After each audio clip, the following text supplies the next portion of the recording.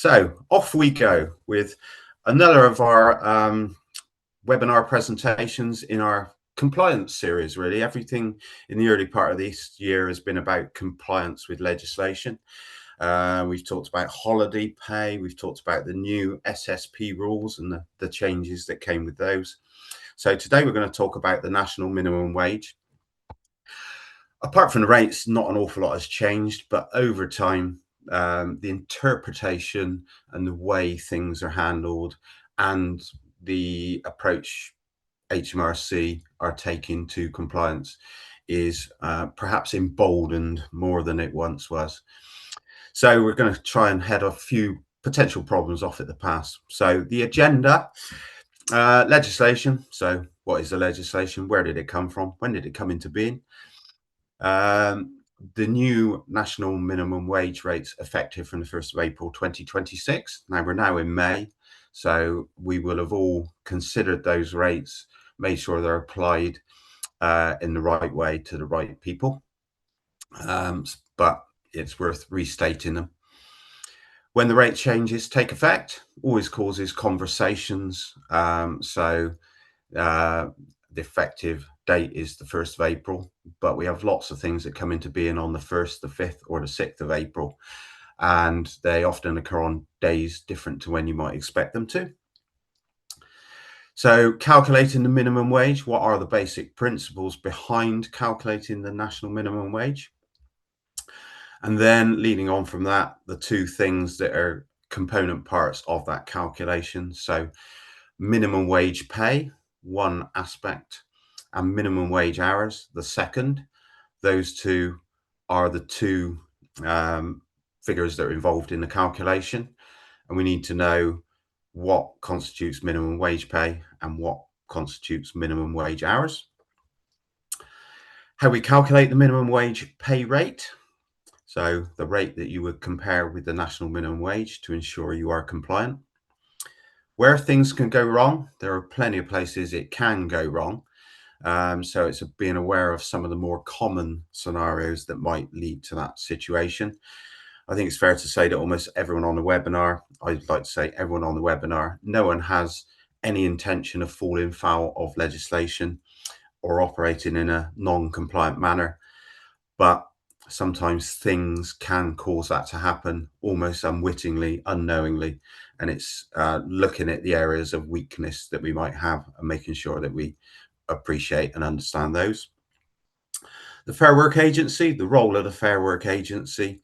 I'm covering that kind of in most of these webinars because they're compliance based, and the Fair Work Agency will be the leading body in compliance relating to employment. So ultimately it's only just got off the ground, but I think it's right to mention it. And then there'll be time at the end, I'm sure, for some questions should you have them. Hopefully we'll answer lots during the presentation, but I'm sure there will remain some unanswered. You can either ask them directly, or of course you can raise them afterwards, or via the at the time, but wait for an answer afterwards if they relate to a particular situation that you don't want to share. So that's the agenda for today. Disclaimers. I have to laugh when I make a disclaimer. Here I am purporting to have expertise in an area, and then the modern world, you have to kind of say, yeah, but that expertise, I have to stand back from that a little bit, and you appreciate that, a typo here, much like in an employment contract, something not quite right, something said with not quite the right terminology. So presentation is for educational purposes. Hopefully you will go away better educated, and you will feel a real need to go and look further into it. And you can always ask us. It's based on our interpretation and understanding of current legislation as at today. So 6 months down the line, it could change. Someone watches it on YouTube, suddenly it's Cox and Co said, Steve said, whatever.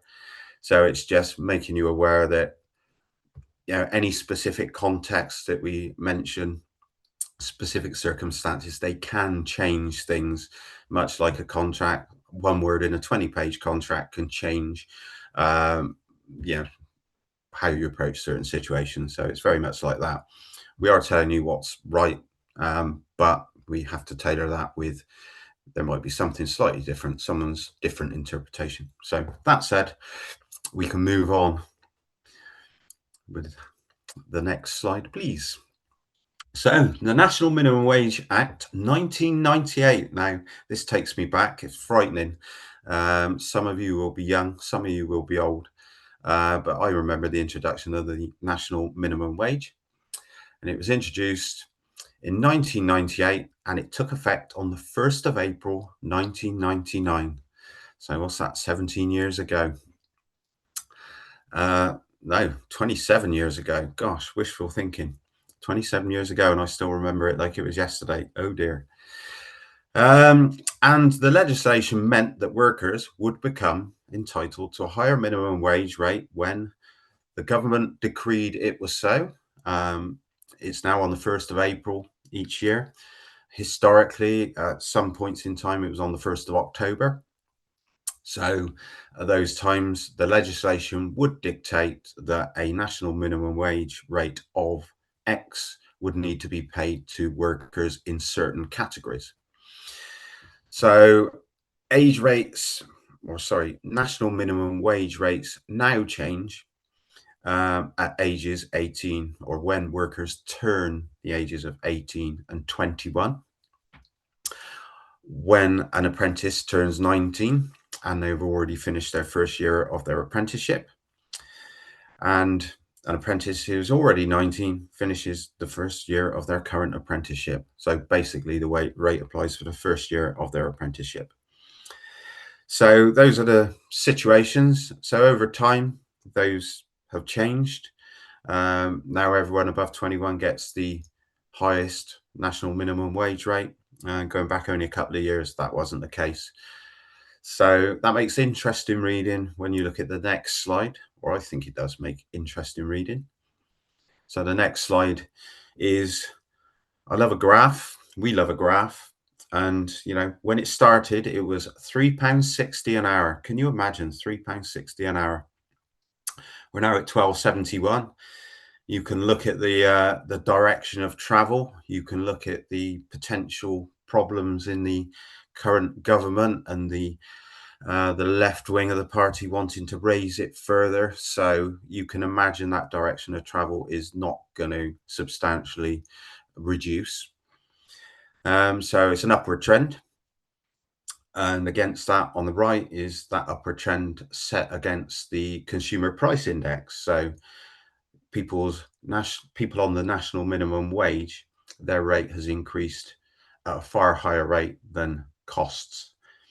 So they should, in theory, be much better off. Added to that is the fact that more people have become legally entitled to the higher rate. So, you know, those who were previously 23 years old a couple of years back were entitled to a lower rate. Now they're entitled to a higher rate. So against that national minimum wage rate, there's also more people coming into that pool of people who get that. So it's caused some interesting dynamics in the workforce. I'm sure you all experienced these, you know, going back 10, 15 years, there was clear demarcation. It was easy to promote people, give them extra responsibilities, give them some extra pay in line with that. Nowadays, it seems to be very compressed, much more difficult to do. So yeah, I thought it was a very interesting sort of picture, really. So on to the next slide, and we'll get into the meaty kind of stuff. So there are the rates for this year and the rates for last year and the percentage increases. So at least the 21 years and over increase has eased off a little bit. You know, if we take it back to last year when we were sat talking about the same thing, it was a higher increase in percentage. There was also an increase in the employer's national insurance, and the cost of employing someone on the national minimum wage was substantially increased in 25-26 against 24-25. Not as clear an increase, but there is still a general trend upwards. And those rates are the rates applicable as at now. So on to the next slide, please. So we've now got a poll for you, which Tracy is hopefully going to put up on the screen in a moment or two. Just like you to consider the three options, or there's actually four on the next slide, or on the actual poll. But when, I'm talking in the past tense now, when did the new pay rates for April 2026 actually take effect? So I've given you three options. We've got a fourth option on the poll itself. Was it 1st of April 2026? So if you worked on the 1st of April 2026, would that rate have applied to you? Or would it have been a pay period in which the 1st of April 2026 actually falls? So if you were paid from the 26th of March to the 25th of April, then the 1st of April would sit in that pay period. Would the national minimum wage apply in that case? Or would it apply to pay periods beginning on or after the 1st of April? So in that scenario I've just described, 26th of March to 25th of April, that because that pay period is beginning before the 1st of April, would the pay rate have applied? So those are the 3/4 options. As I said, there's a fourth one, which is would it apply from the 6th of April? So here is said poll in simplified version. So I'd like you to just take a moment or two to consider those options and see what we think. We consider it, and we doubt ourselves, and we look at it every time a new year begins. We find ourselves asking the same question about statutory maternity pay. Does it start on the 6th, the 5th, the 1st? Parental pay of other types, which might start on a different date, do start on a different date. And yet you refer to lots of it, and it's from the 6th of April. So it's an interesting question. So I don't know whether Tracy is monitoring responses, and I'm sure at the appropriate time she'll pop up the answers, and we'll see how good we all are. Okay, so when did the new pay rate? So 100% answer. Thank you very much for that participation. Very much appreciated. So 43% think that it was on the 1st of April 2026. 7% think it's the pay period in which the 1st of April actually falls. Pay periods beginning on or after the 1st of April 2026, 43%. So level pegging with the 1st of April. Those are the two common sense answers, I think. And then the 6th of April, again, 6th of April is if you're working in finance or accountancy, you're looking at fiscal years. Everything changes in the fiscal year, tax rates, etc. So it's quite a natural thing to think that that might be the case too. So thank you very much. We'll now go on to look at the answers. So yeah, if we could close the poll and have the next slide, please. Or even, yeah, that's it. Thank you. So when do new pay rates take effect? So the correct answer, I think in that one, was the third one. So 43% got it correct. The higher rate actually starts to apply from the pay reference period, which begins on or after the effective date of the increase, which in this case is the 1st of April 2026. So that's fine and dandy. We now have to think about what is a pay reference period. So the pay reference period is the period of time that your employees are actually being paid for. So it's not the date on which they are being paid. It is the date that that pay relates to. So there'll be all sorts of variations on that theme. We deal with both extremes, really. We have people who would pay on the 15th of May for the pay period 1st to the 30th of April, so effectively 2 weeks in arrears. We would have employers who pay probably on the 25th or 28th of the month, 25th or 28th of May for the month of May, 1st to 31st. So a little bit of anticipation of what might happen in coming days, but essentially the majority in arrears. And then we have some employers who pay on the 5th of the month for the month in which the 5th sits. So they are paying on the 5th of May for the period 1st to 31st of May. So that's a high risk strategy, but it's right for some people. But the pay reference period is all important because the national minimum wage rate applicable is dependent on the pay reference period, not the date an employee is paid.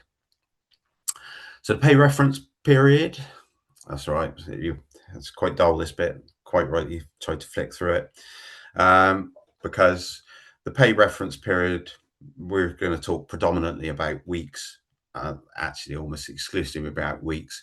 Weeks and months are the two pay periods that most people relate to.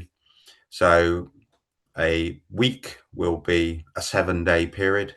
It could end on a Saturday, a Sunday, a Monday, a Tuesday. It could end, it could begin on any of those days. It could end 7 days later.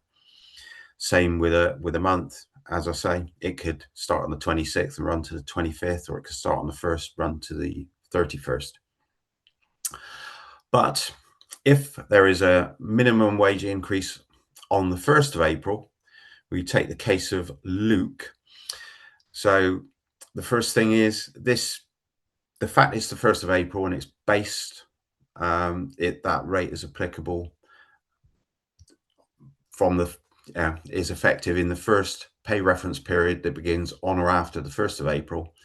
It means an employee's pay might not go up straight away. So here is an example of exactly that. So Luke's pay reference period is 1 month. So he's paid monthly. And the pay reference period, the period of time for which he is paid, each time he is paid, runs from the 16th of 1 month to the 15th of the following month. So the old rate will apply until Sam's next pay reference period, which is on the 16th of April. So he is being paid, or his pay reference period is quite confusing. This, I should have tried to make it simpler. So let's take his pay reference period is from the 16th of March to the 15th of April.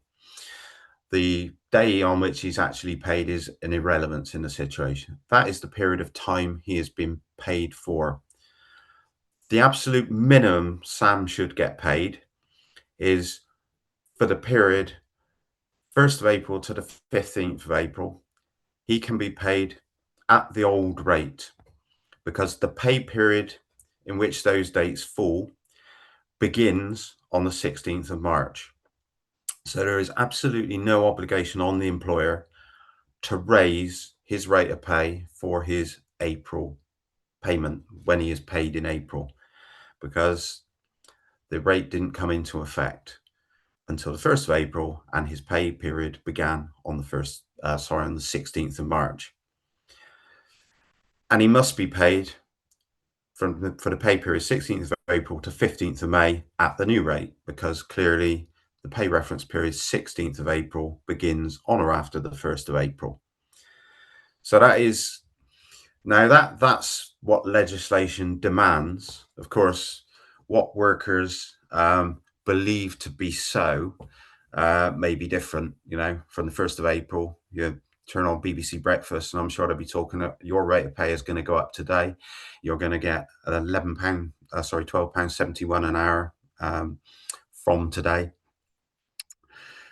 And that is not true, or it may not be true.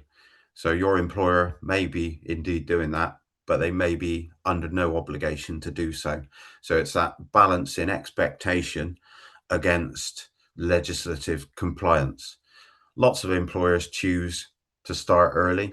The first payday in April, they'll pay at that higher rate. Some choose a fairly logical approach. So they say every hour you worked up to the 31st of March, we're going to pay you at the old rate. Every hour you worked after the 31st of March, so 1st of April onwards, we'll pay you at the higher rate. Much more labor intensive, takes more time to collate. But ultimately, it makes quite a lot of sense because it's probably in line with the expectation of the worker. And I suspect that that's why 43% of our poll respondents thought that that was the date that it would apply from, because in all likelihood, it's quite possible in their businesses that that is exactly what is happening.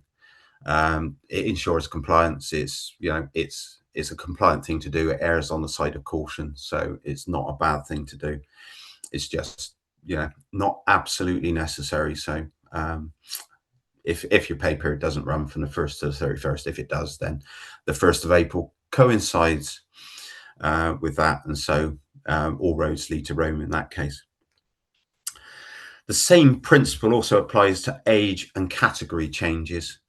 So the age, so if a worker turns 21 and becomes entitled to a higher rate of pay, the time at which that rate change would be absolutely necessary in compliance terms is the pay period that is the first pay period that begins after that age change. And the same with a category rate change. So the most obvious category rate change is when an employee is an apprentice and they reach the end of their, or sorry, they reach the end of their first year in the apprenticeship. They will become entitled to the national minimum wage for their age. And so as such, that needs to be affected, but it operates in the same way. So it, in the first pay period, which begins after that trigger date, then that is when the rate change would be affected. And it's different to national insurance, where a national insurance category letter change would be entirely dependent on the pay date and would not have any reference at all to the pay reference period. So there are these things in payroll where pay reference periods, pay dates have different influences on different things. So it's important to know that that's the case. So we'll go on to the next slide. So calculating the minimum wage. So on average, a worker must receive the minimum wage for each pay reference period. So for the pay reference period, they must receive the applicable national minimum wage rate. And as we've already said, this is the period of time their pay covers, for example, a week or a month. And in order to establish whether or not they achieve the national minimum wage, we need to consider two things.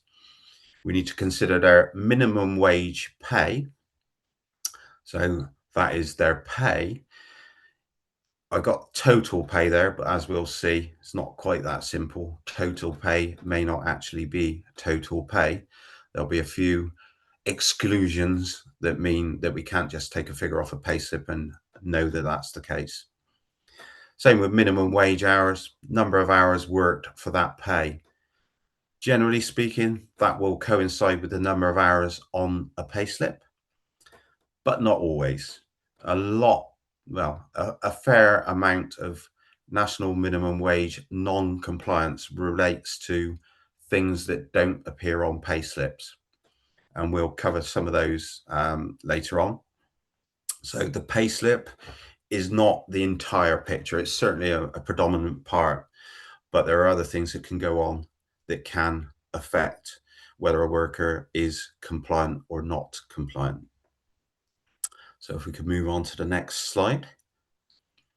So we'll deal with minimum wage pay first. So things that are included in national minimum wage pay are, as we might expect, gross basic salary or wages. So an employee's basic pay. Their overtime is considered, but at the basic rate of pay only. So the overtime hours are one thing, and they may be paid at a higher rate, but you have to do some underlying calculation to get back to the the minimum wage pay. Bonuses need to be considered because they are included, and performance-related commission is also included. So those are the things that are included. Things that aren't included and which might inadvertently become part of a calculation if we're not very careful. Overtime or shift premiums. So the additional amount that's payable for a unit of time that's worked that is not the basic rate. So time and a half, the premium in that case would be the half on top. You might receive an extra payment for a bank holiday, double time perhaps. One of those, one half of that payment would be considered, the other half wouldn't be considered. Tips and gratuities.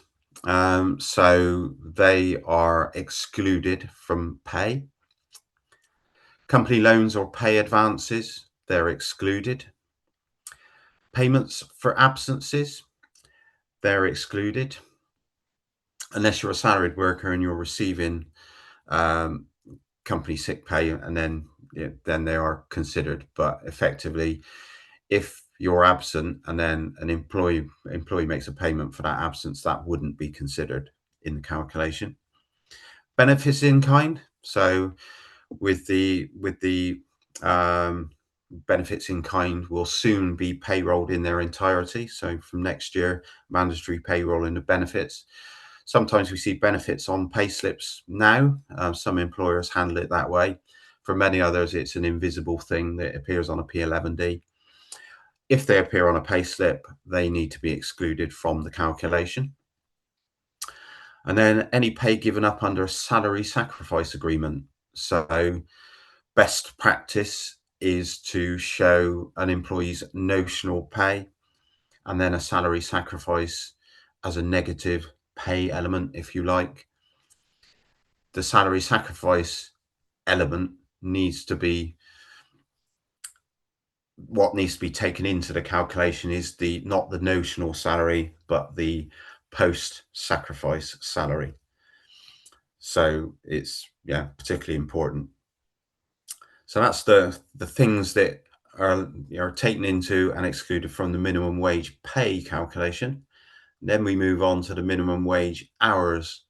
So again, there are things that are included and there are things that are excluded.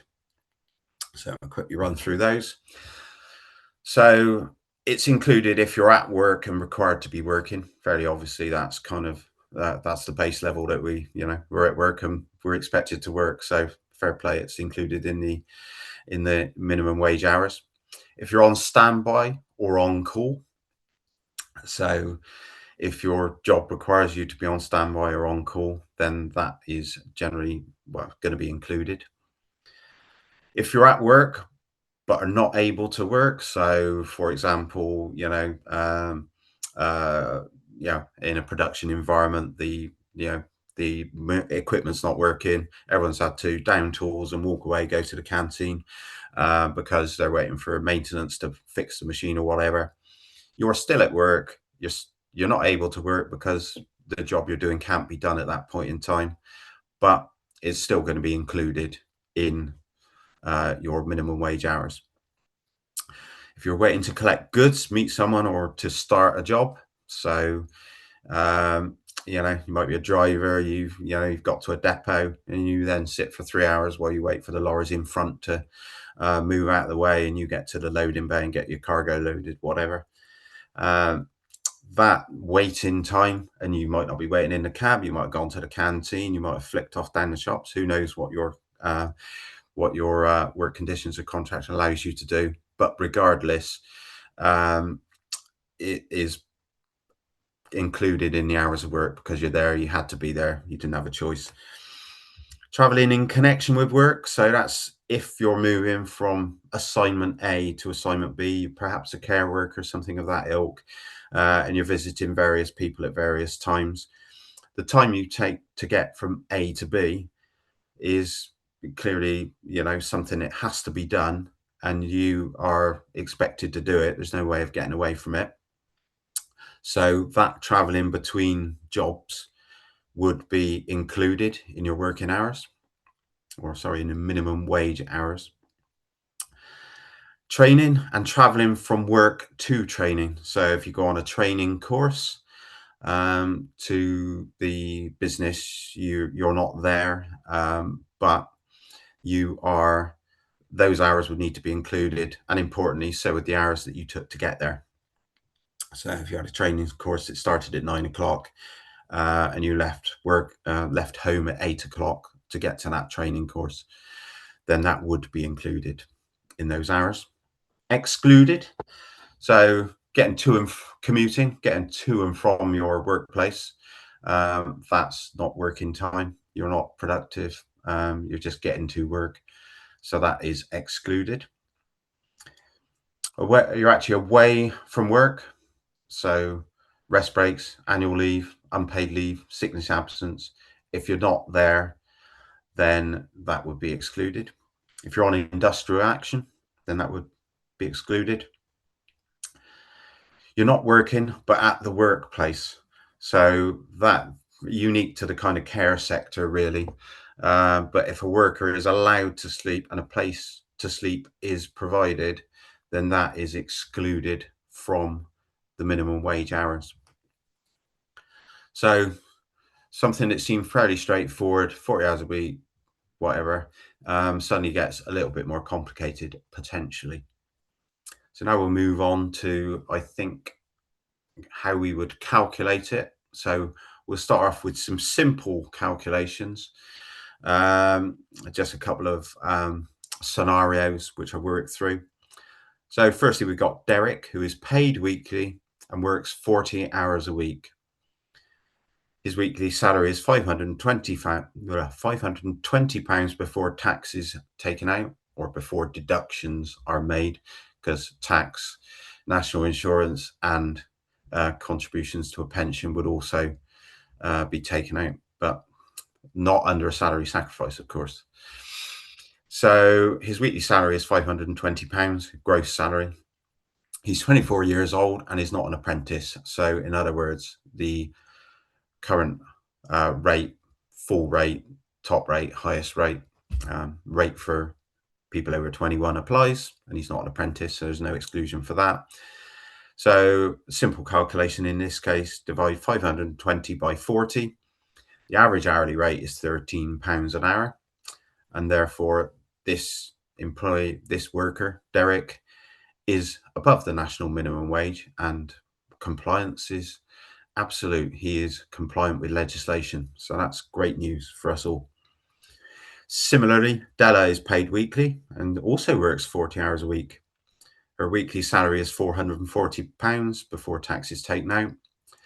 You notice I kept the numbers really round and really easy. Strange that.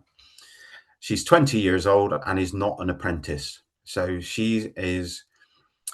we can find the average hourly rate by dividing £440 by 40. So the average hourly rate in that case is £11. And again, this is above the minimum wage for a worker aged 20, because the rate for a worker aged 20 is £10.85. So both those guys are compliant. So we'll bear that in mind when we move further through the presentation, because we will come back to them. So now we'll look at things that could possibly go wrong. So the Low Pay Commission estimated over 445,000 people were underpaid in April 2025. So a fairly large number of people. And you can bet your bottom dollar that whilst there would have been one or two people out there who were perhaps aware they were underpaying people and had chosen to ignore it, whatever, the vast majority in a fair society like ours would have been paying at what they believe to be the compliant rate. But it is not too difficult to inadvertently fall foul of legislation. So here are some examples of how that might happen. So firstly, the purchase of uniform or safety equipment that is required for someone to complete the job. So you require them to wear uniform or safety equipment to fulfill their job role. That may affect the national minimum wage calculation. Hours worked but not paid. There are scenarios under which someone might be working hours, but they're not being paid for those hours. So kind of lots of examples kind of spring into my mind. If you're in or have worked in a retail environment, then you may You may have worked on the tills at some point in time. And you would have been expected to get your float from the cash office at maybe 10 minutes before your shift started. Traipse out to the checkouts, put it in the till drawer, and wait for the doors to open at 8 o'clock, let's say. So you've worked 10 hours that you've worked, but unless your employer is paying you specifically, they may have your start time as 8 o'clock. That 10 minutes at the beginning may not be paid. And there may be 10 minutes at the end when you wait for a new checkout operator to come, relieve you of your duties, take your till back to the office, reconcile the overs and unders from the previous day or whatever it might be. So it's very easy. And another one, again, retail environment. I'd never guess I'd worked in one, where you might have random bag searches at the end of the day. We used to pull a ball out of a bag, black ball. You had a bag search. That wasn't happening in zero time. There would be an element of time, and it was certainly not incorporated in people's pay slips. So you either had to have a margin of error or you could potentially fall foul. Date of birth and category rate changes. So being aware of and ensuring that changes that come about through a person reaching a critical age. So becoming over 21, or reaching the end of or first year of their apprenticeship. Those things need to be documented and considered and responded to at the appropriate time. Employer provided accommodation. I haven't gone into loads of detail about this. It's safe to say that if an employer provides accommodation to its workers, then it makes the calculations more complicated. You can provide accommodation. There is an allowance against that you can take into account in the calculation. There are restrictions. There is something called the accommodation allowance. So safe to say that if you provide accommodation to your workers, then it can cause non-compliance quite easily. We don't have many work, I'm not sure who exactly is attending the webinar, but I don't think when I looked there was anyone who had provided accommodation, so I kind of skated over it. You have to get your head around it when you're dealing with it. Commission only workers, again, go back. I mean, there used to be lots of job roles around for commission only, maybe getting leads for businesses, or roles where there's no basic salary, but there was purely commission paid on what you generated in terms of revenue, sales, whatever. But commission only workers are entitled to a national minimum wage. The way it is measured may be different. So there are different ways in which the national minimum wage can apply. There are salaried workers, there are time-based workers, there are workers based on production, I think, and then there are other workers. So you have to match the right type of worker to the calculation, but these people are not excluded. Although I'm pretty sure it was ignored years ago. Tips or overtime top-ups. So if you receive tips via through your payslip, or perhaps via a tronc being a method by which tips are pooled and split amongst individuals within the tronc, regardless, they can, because they're not included in national minimum wage pay, they can create a situation where someone who appears to be compliant isn't actually compliant. And this is an area where, we as a bureau, and we encourage all our clients to be as transparent as possible with what is shown on a payslip. And one of the reasons for that is it can make it easier to see what's going on. You could get a scenario where someone is being paid £400 called basic pay. What does that basic pay actually include? Does it perhaps include a you know, a distribution of tips or an apportionment of tips, and actually it's something slightly different. Apprentices. So apprentice rates, they are lower. There are rules around apprentices. I think the main thing I wanted to say about apprentices is ensuring that the apprentice really is an apprentice. So apprentices, they can have national insurance calculated using a different table letter, and different national minimum wage rates can apply. But the thing that must be a recognised apprenticeship framework, and include the relevant training. It can't be just because they're called an apprentice, which certainly historically people were called apprentices, because they were the gopher for for someone else, and they were called an apprentice. An apprentice is a very specific animal. So just because they're called an apprentice doesn't mean that they're entitled to that you can pay them as the lower rate.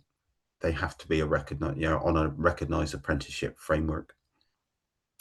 Salary sacrifice arrangements, they are so easy to cause an employee to fall below the compliant rate that they were once on. I think the problem is, as we saw from the graph earlier, the national minimum wage rate has been on a constant upward trajectory, and salary sacrifice arrangements that may have been compliant a few years ago can suddenly be non-compliant. And I've got some examples of some of these in a following slide, so I won't steal my own thunder for a moment. And staff purchases. And this is one that is incredibly common actually amongst our employers, clients that we work with, where employees are able to make staff purchases at a discounted rate. So they may be a food, they sell foodstuffs, let's say, yogurts, cream, anything really, and the employee is able to purchase those goods with a discount, 20% or something. Depending on how those purchases are handled will affect whether or not they could affect the employee's national minimum wage compliance or not. If those staff purchases were made through a staff shop with the employee's own money, pull out their credit card, buy the goods, walk off, then that will not in any sense affect their national minimum wage rate of pay. However, if they operate effectively on tick, those purchases are logged and at the appropriate time are passed to payroll, and payroll make deductions from their pay, then those deductions suddenly become a big problem in terms of national minimum wage. The fact that they're being deducted from their pay means that they have to be considered, and they are a problem. So if it's small things, then it might be fine. But we've got some clients who employees make quite significant purchases, and if they do that, it can affect national minimum wage. So that's my kind of top 9 problem areas, I guess. So now we'll move on to poll number 2. This is one where I should have given you calculators. Said, sit on your table, pencils, rubbers, put your pencil cases away, get your calculators out. Hopefully I've given you all the information you need. So we have a weekly paid worker, and we need to know what their pay is for national minimum wage purposes. So this is a breakdown of their pay. They've been paid 30 hours at basic rate, £12 an hour being their basic rate, with a total pay there of 360. Then they're paid some hours at time and a half. So they've worked 8 hours at time and a half. with total pay of £144 for those. And then they've worked 2 hours double time. They've worked 1 hour of double time with total pay of £24. So my challenge to you is the workers' minimum wage pay, so the pay that we can consider for the purposes of calculating their minimum wage. So if you remember back to a previous slide, there were some included, some excluded. So we need to consider, is the minimum wage pay £360, £360 being the hours they have worked at basic rate? Is it £528, so all the pay that they've received, regardless of what they've received it for? Or is it another number, which I should have just put neither of the previous? 468, you definitely needed a calculator for this. So all I would urge you to say is consider the logic of £360. Is it 360? Is it 528? If it isn't either of those, then by definition it will be 468. So I'll tell you how I got to 468, but I really should have done it on the slide. So here is your chance to shine in your O-levels, A-levels, mocks, whatever. Here are your choices. They're in black and white.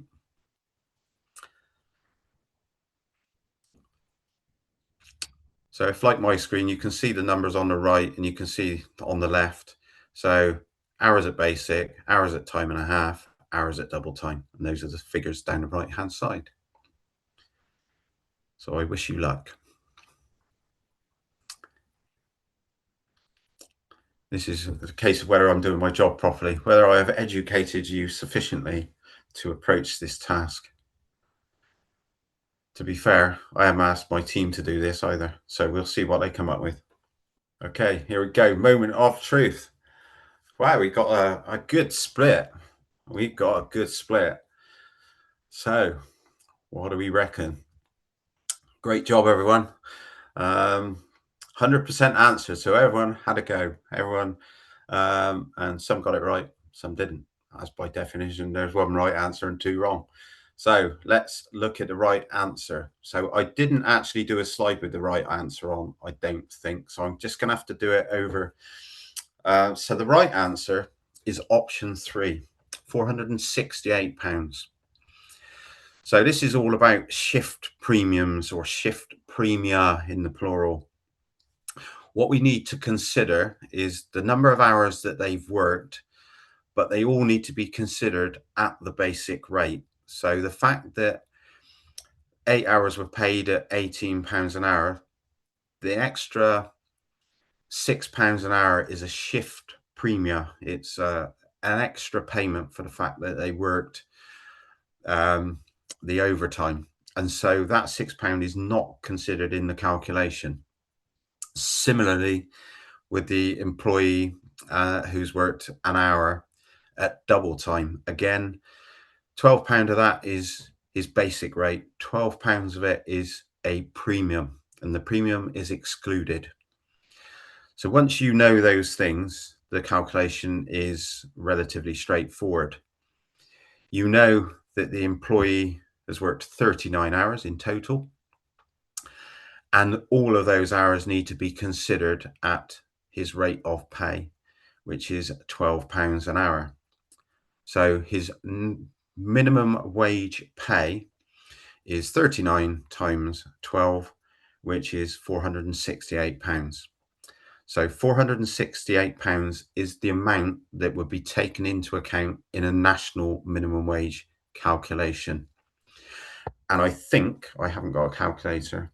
Well, we can tell. I haven't given you his age actually, so you wouldn't know if he was compliant or she, whether they were compliant or not, because you need to know the age. So this is about the pay you'd consider, but it doesn't actually give you the whole story, because if that employee was aged 18, they might be compliant. If they're aged 22, they might not be compliant. Well, they wouldn't be compliant if they're aged 22 because the underlying rate's 12, and it would need to be 1271.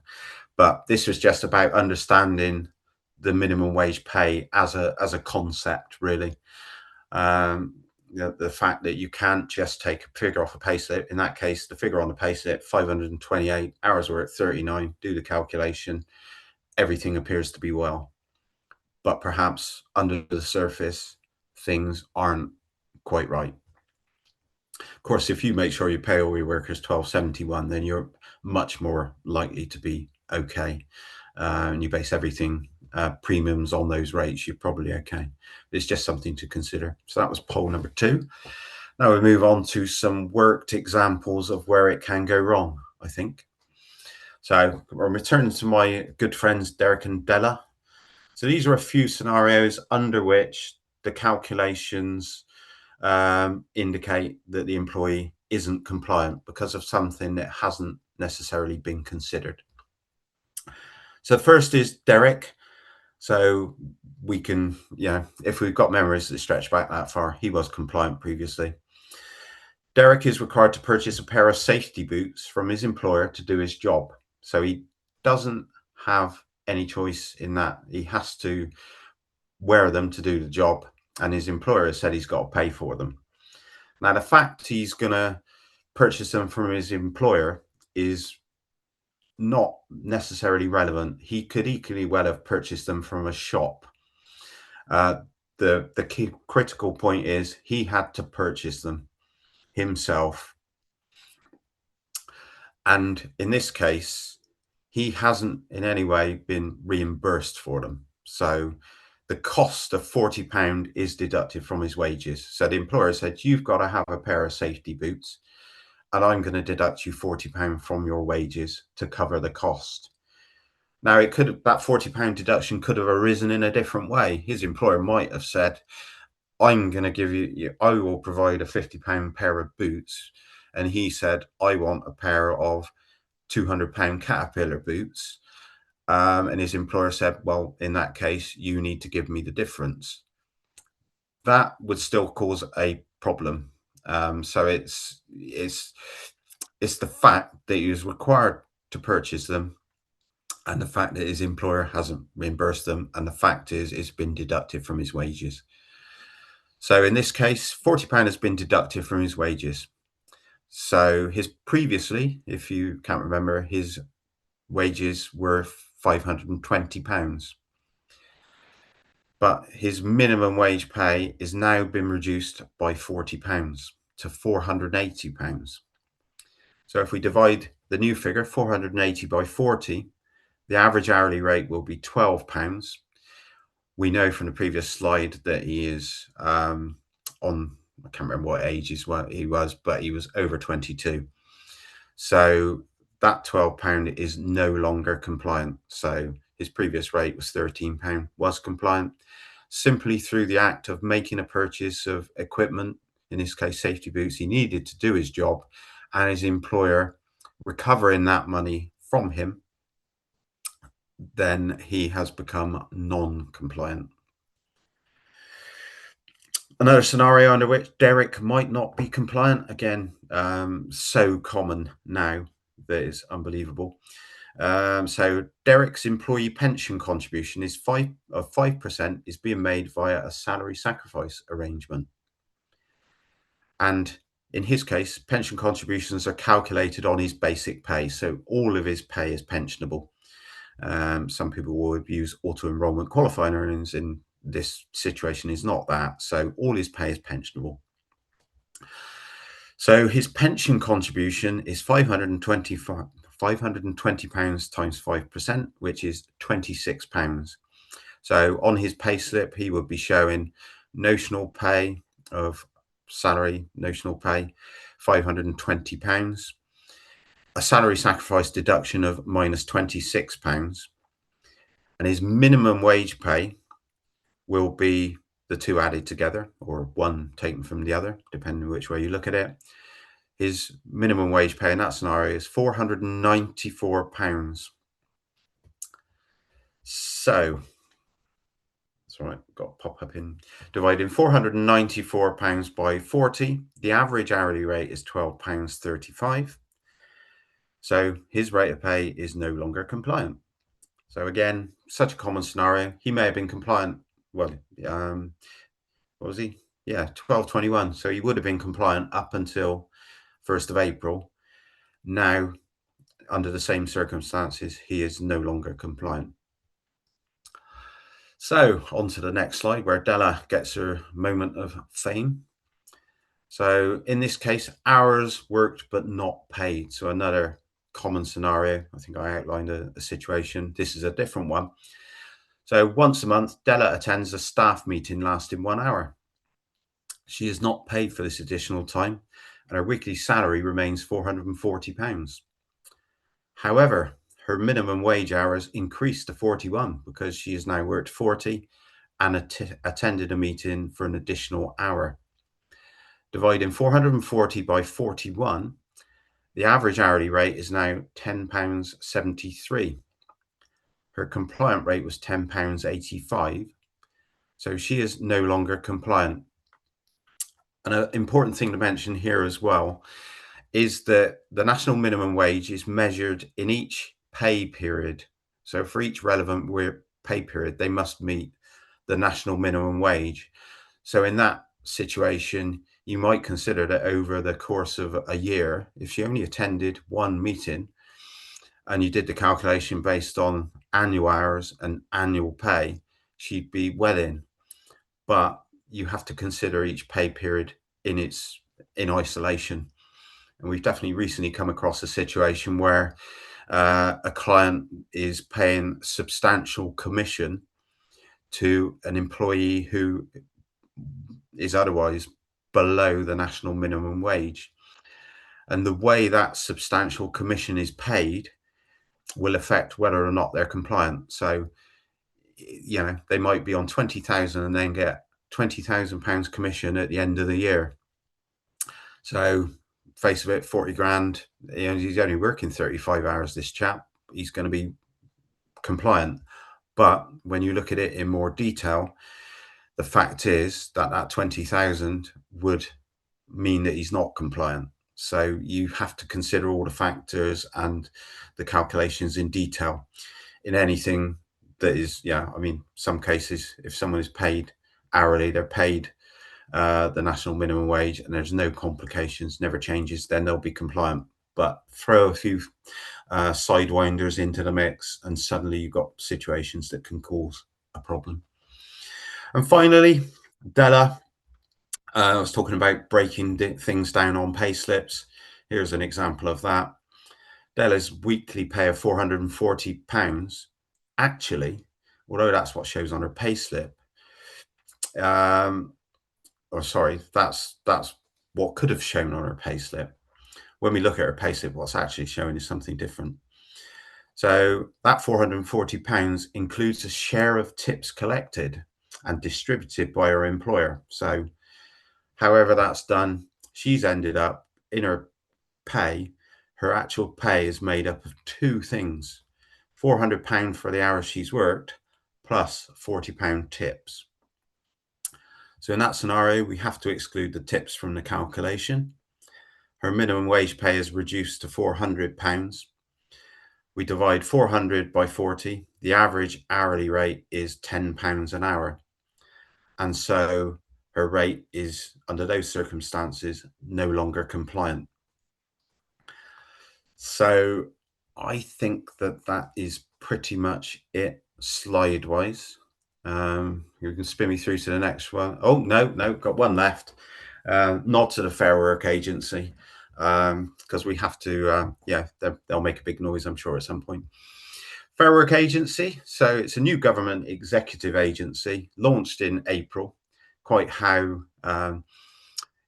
far into the launch process it is, how many employees it has working under its banner, I don't know, but it has been launched and it is there to enforce employment rights. And in the words of HMRC, or the government, it will unify existing bodies such as HMRC's minimum wage team, the Gang Masters and Labour Abuse Authority, and the Employment Agency Standards Inspectorate. So it's bringing under one wing lots of potential employment rights infringement areas. But its scope includes the national minimum wage, statutory sick pay, which is highlighted because I robbed it from my last presentation. Oops. It's in a different font as well. Oops. So the employment agency regulations, modern slavery enforcement, and holiday pay. But the critical thing is that these guys will or are or will become the enforcers of the national minimum wage.